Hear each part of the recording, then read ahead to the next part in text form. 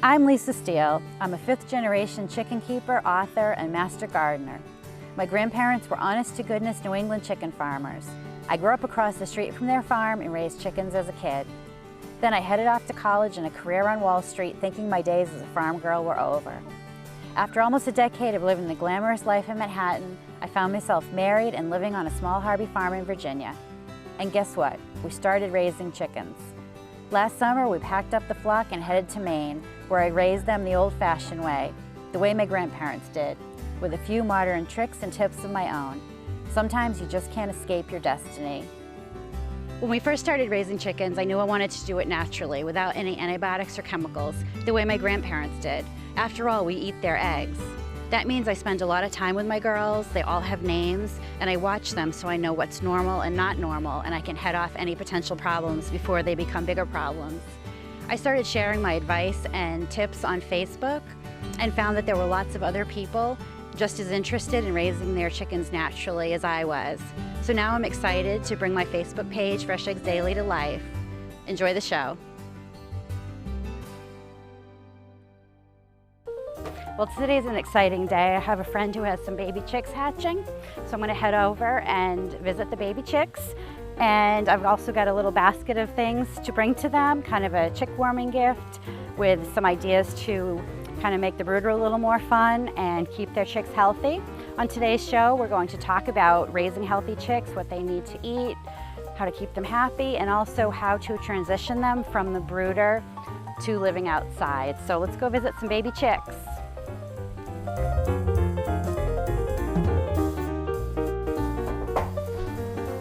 Hey, great to see you. Come on in.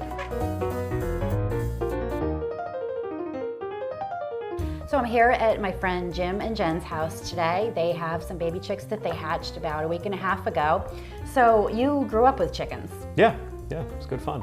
Yep, and now you're raising backyard chickens again. Yep. So you hatched them in your Brincy Mini Advanced 2 incubator. Yes. Had you ever used an incubator before, or it was mostly under hens when you were growing up? Mostly under hens, back the old school way. A little bit with the old style styrofoam boxy incubators, but this is definitely the way to go. This is their brand new model too. I have the regular Mini Advanced, but it doesn't have the external water adding feature, which you loved. Right, it's a lot easier that way because you don't have to disturb the chicks by opening up and filling up with water. You can monitor it outside. The auto turning was kind of new to me too. I used to have to turn it myself. Right. That's really the things that are important for the incubator is monitoring the temperature, and these are super effective. Like it has the temperature on the top here, and you can make sure it's staying at the right temperature. Yep. And you have to monitor the humidity and turn the eggs so the chick doesn't stick to the top and all that, so they stay centered. So yeah, this is a great incubator. Plus you can see them hatching because it's all it's good fun for the kids too. They can see everything. I bet. And you had the Brincy candler too, which you could put the eggs on and it's a light and you can see what's happening inside the egg a little bit. Good fun. You could see all the veiny parts of the chick. As the chicks are developing. Yep. Great. So I brought you a chick warming gift. Great. So let me show you what I brought. So your chicks didn't have a mom. They hatched in the incubator. So if you put a feather duster in your brood, you just hang it so they can all go underneath and it's like being under a mother hen. Yeah. You really like it. Oh, so wow. We'll hang that in your brooder for you. And then I also brought you a little swing. If you hang this up, they hop on it and they like to swing on it, and it gets them used to perching. So they'll be less apt to want to sleep on the floor or in the nesting boxes when you put them out in the coop. And plus they just, it's something for them to do so they don't get bored. And it's birch because we're in Maine, so of course I made it out of a birch branch. Then I made you some little bundles of herbs.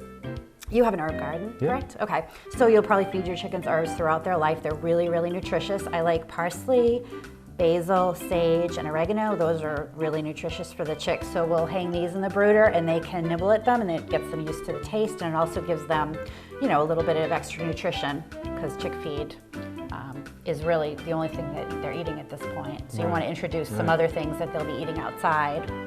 And then I also brought you some brooder cleaner. When you clean up the shavings and stuff, when they get dirty, if you put this in a spray bottle and spray it around, it's a good antiseptic and disinfectant. It's just white vinegar with lemon peels in it, and then I strain it because you know that chicken manure has ammonia in it, and bleach and ammonia makes toxic fumes, so you don't want to be cleaning your brooder out with ammonia. So that's a natural cleaner that you can use for the brooder. I also brought you some Chick Flick.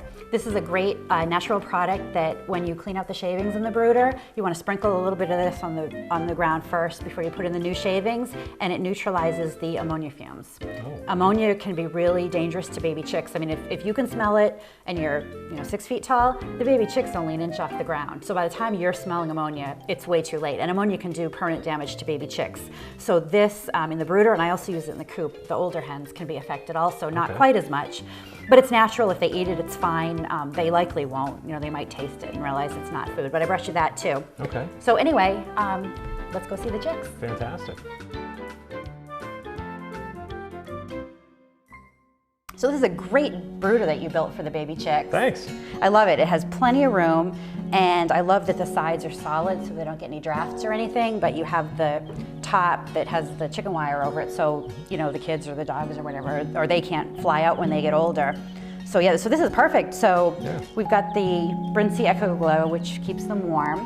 Instead of the traditional heat lamp, it's a lot safer. It takes a lot less electricity, and the chicks just go under it when they're cold, and then they pop out and they play most of the day.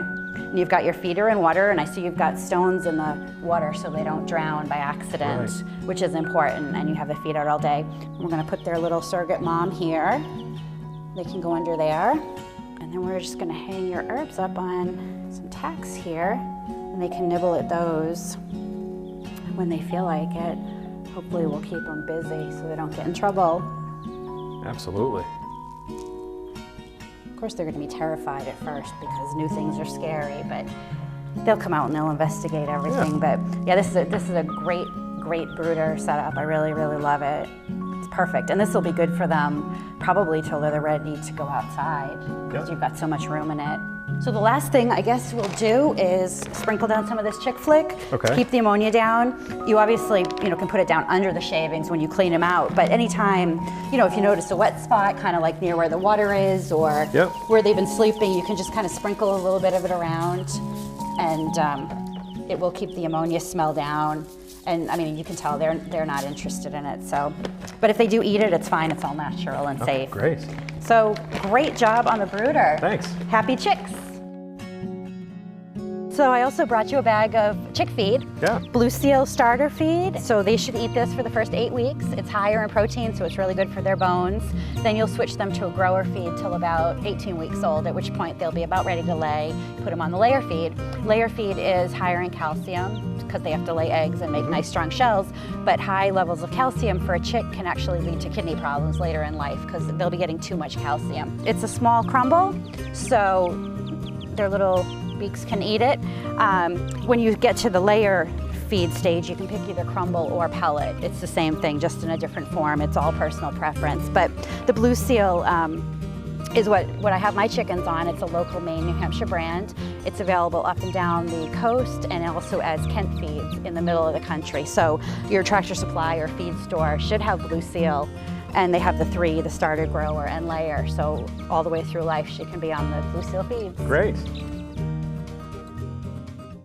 Whether you have just 5 chickens in your flock or more than 40, Horizon Structures has the coop for you. All Horizon Structures coops are fully customizable. You can choose your door down to the siding colors. You can choose from one of their pre-designed coop styles or even have them convert a garden shed into a custom coop. Made by the Amish in Lancaster, Pennsylvania, the coops can be delivered anywhere in the continental USA, and they'll arrive fully assembled. For more information or to design the coop of your dreams, visit horizonstructures.com. Sarah Sage Herbs Green Goo is my go-to antiseptic ointment on the farm. I love that we can use it on our chickens, ducks, dogs, and I even use it on myself. Formulated with lavender, rosemary, and other herbs, Green Goo can be used on minor cuts, scratches, and scrapes, as well as frostbite or more serious injuries. No chicken keeper's first aid kit should be without Green Goo. For more information, visit greengoohelps.com. Chickens don't take baths like dogs or cats or even wild birds. Instead, what chickens do is they take dust baths.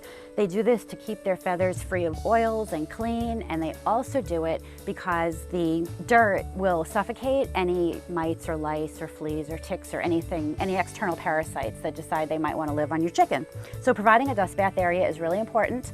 And basically you just need a large tub, just something that's large enough for 1 or 2 chickens to get into.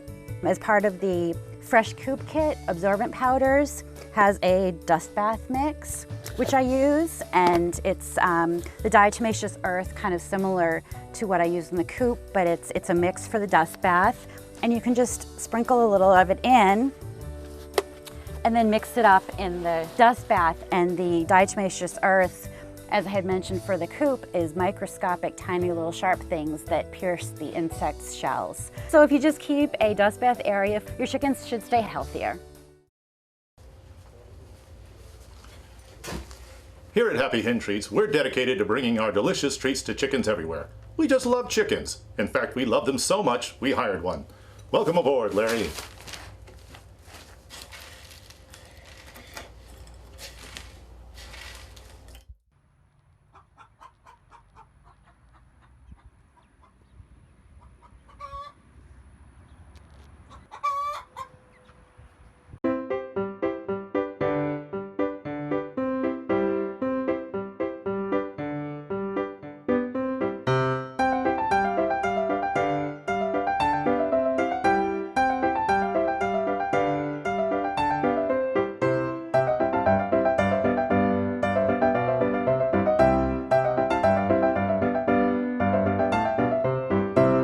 So I have a few more surprises for Jim and Jen.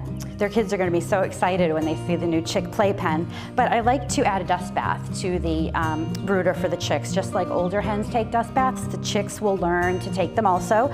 You can just save like a plastic takeout container or a small Tupperware, fill it with dirt from the backyard, and I put it in the brooder. The chicks will roll around in it, take their little dust baths, they'll eat some of the dirt, and it doubles as chick grit, which they need to help digest their food. If they're eating anything other than the chick feed, they do need some kind of grit to help them digest since they don't have teeth. So if they're eating the herbs that we hung or some other things, in addition to the chick feed, they'll need dirt anyway. So I just put a little dirt bath in their brooder for them. Another thing I really like to do is to add some clumps of dirt. I don't feed my chicks medicated feed and I don't get them vaccinated. Instead, I just work really hard to keep their immune systems healthy. So if you put some dirt from outside, just in your yard, clumps of dirt and grass, it helps the chicks build their immune systems. It exposes them to some of the things that are outside that are going to be in the environment that they're eventually living in. The chicks love to hide in the grass. They love to eat the dirt. Sometimes there's bugs in the grass that they can eat. Just gives them something else to do, and it keeps them a little bit healthier. So, you know, I just keep putting some clumps of dirt in and grass, and they'll eventually, you know, eat them or pull them apart, pull them out and put in new ones. So that'll be fun for them. And then I found this out back in the woods. Chicks like to get up high, so they can hop right on that. It'll make it easier for them to get the herbs, and a little stick for them to hop on also. You know, just anything that you can put in there to keep your chicks busy. If they get bored, they can start pecking at each other. So that can be a problem with the baby chicks. So if you just keep them busy and occupied and put some fun things in the brooder for them, you'll have much happier, healthier chicks.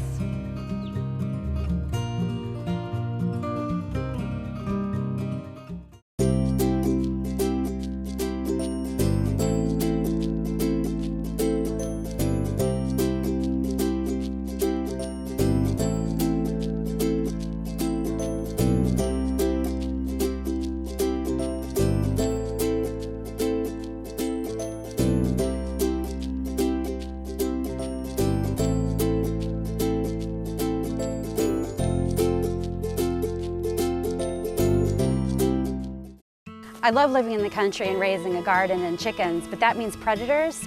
The Night Guard solar predator lights help protect the garden from deer and raccoons, and also keep our chickens safe. They are solar-powered flashes of light. They're weatherproof, waterproof. They're safe around your pets and other livestock. They come on every night at dusk, and they flash all night, every night, till dawn. If you're interested in finding out more and keeping your chicken and garden safe from predators, visit the Night Guard website at nightguard.com.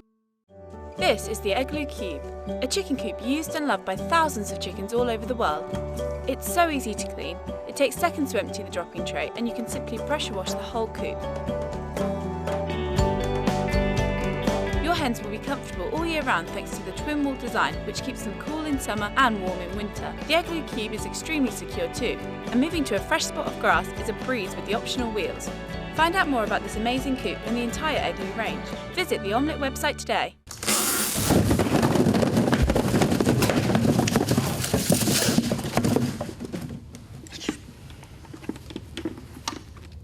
Since 2009, Happy Hen Treats has been supplying our unique brand of treats to chickens across America. Here in our warehouse, we carefully wrap and ship each package. Let's get those packages out, Larry.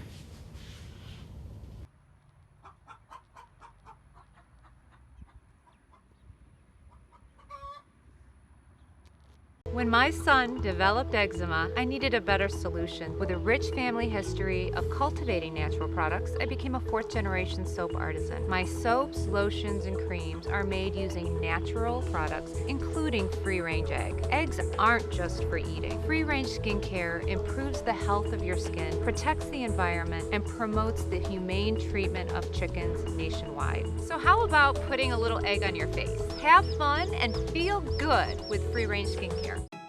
Chickens can be prone to respiratory issues. At the first sign of any wheezing, sneezing, or sniffles, adding a few drops of VetRx to their water, under their wings, or to their nostrils can help alleviate symptoms. Made in the USA, VetRx is an all-natural product that can be used on all your pets and barnyard animals. For more information, visit their website or ask for the original VetRx at your local Tractor Supply store.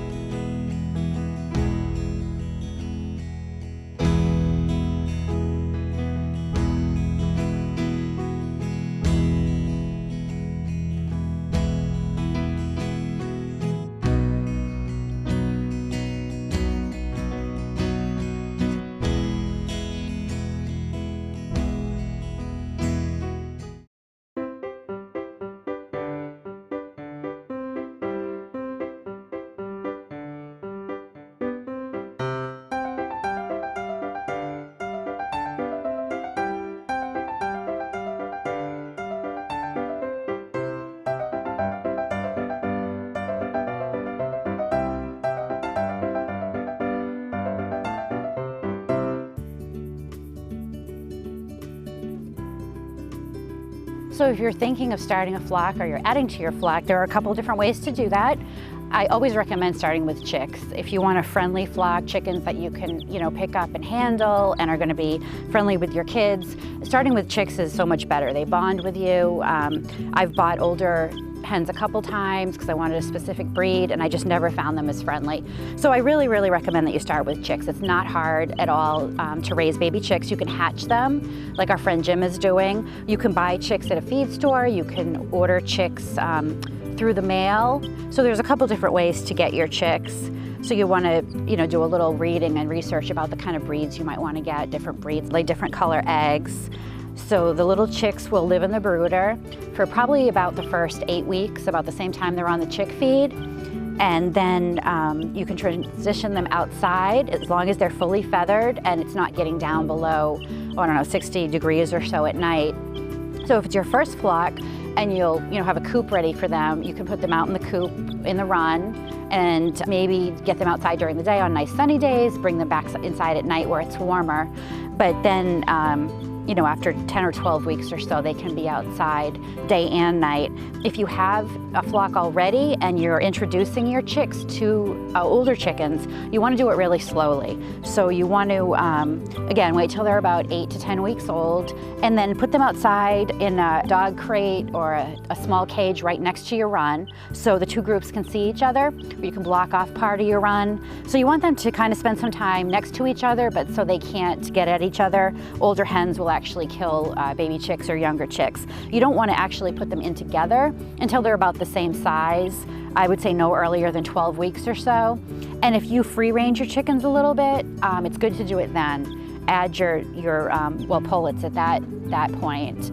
Add them to your existing flock out in the yard. So it's on neutral territory. Everybody can kind of just roam around together. There's a lot to do and they get used to each other before you actually add them in. You might read or hear you should add new flock members at night, because then when the chickens wake up in the morning, they kind of all wake up together and they forget the other ones weren't there. Chickens are actually a little smarter than that.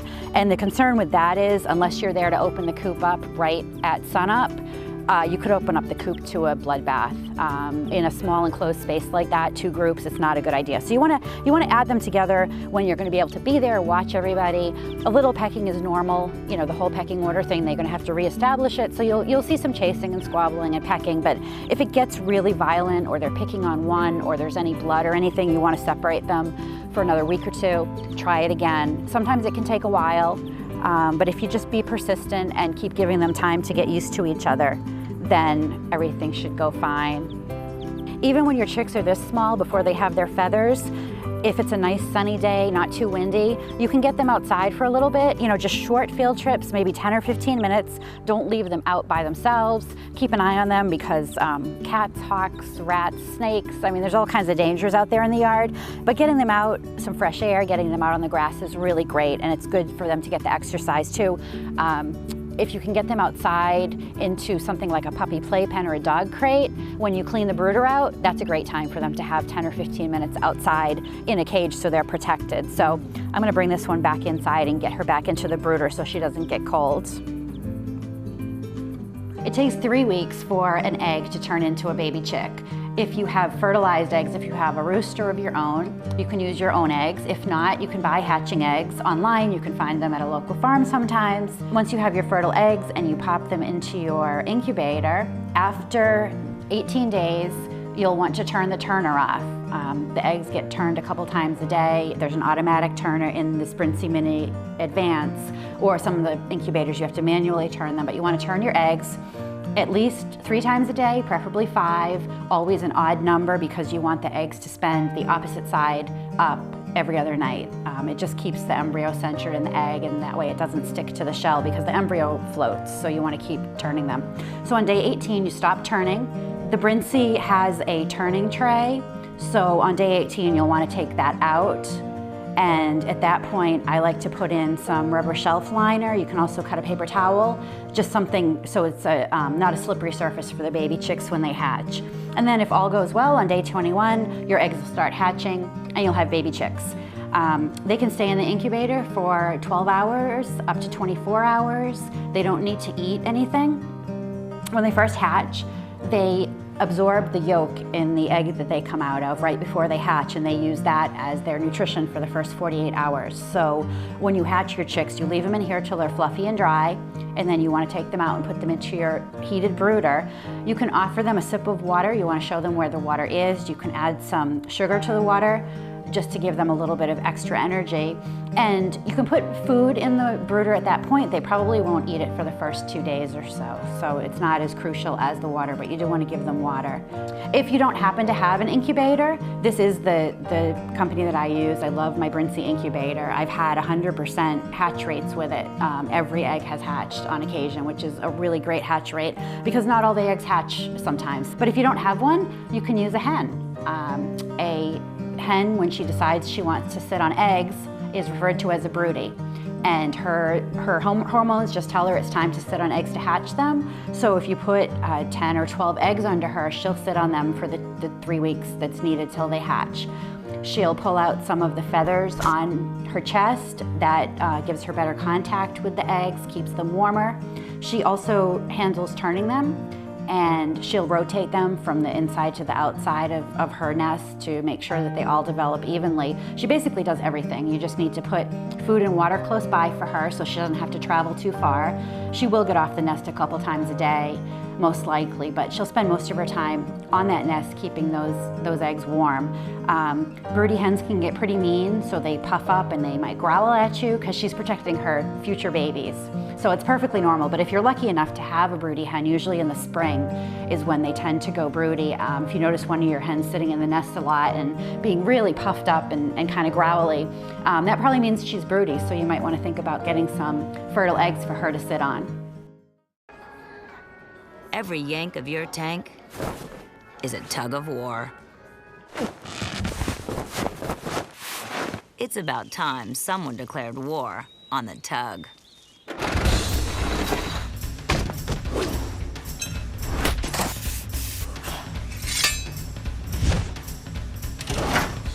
The Duluth Trading No Yank Tank. Stop yanking and get cranking. Only at DuluthTrading.com.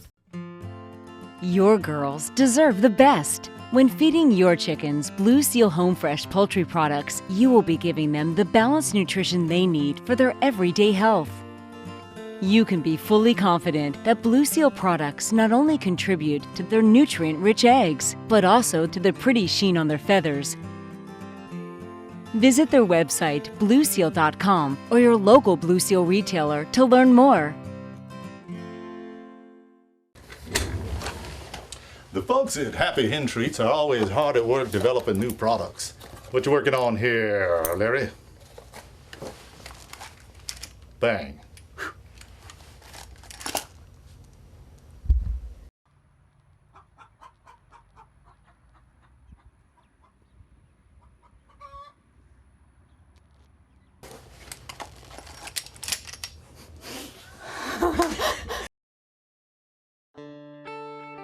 Sarah Sage Herbs Green Goo is my go-to antiseptic ointment on the farm. I love that we can use it on our chickens, ducks, dogs, and I even use it on myself. Formulated with lavender, rosemary, and other herbs, Green Goo can be used on minor cuts, scratches, and scrapes, as well as frostbite or more serious injuries. No chicken keeper's first aid kit should be without Green Goo. For more information, visit greengoohelps.com.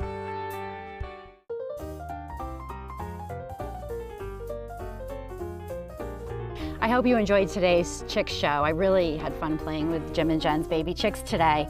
I have one last tip before I go. For chick feeders and waterers, I'm sure you've all seen these really cool vintage metal with the mason jars, or they come in plastic now, plastic tops and bottoms, but they're really unstable. Baby chicks can tip these over easily, and if you're gone all day especially and they tip over their water, they won't have water for the day. The feeders, you know, they could actually get hurt if it tips over on them. I've seen them in the corners of brooders and they can get stuck behind them. So, you know, if you are thinking of this design, be aware that they do tip over really easily and they're kind of a hazard. I prefer something that's a little bit lower center of gravity, a little bit wider on the bottom. You can even use an herb planter sometimes for a chick feeder. But, you know, I do like the look of the vintage feeders, but they can be a danger to baby chicks. For more Fresh Eggs Daily, find me on Facebook, Twitter, or Instagram, or visit fresheggsdaily.com.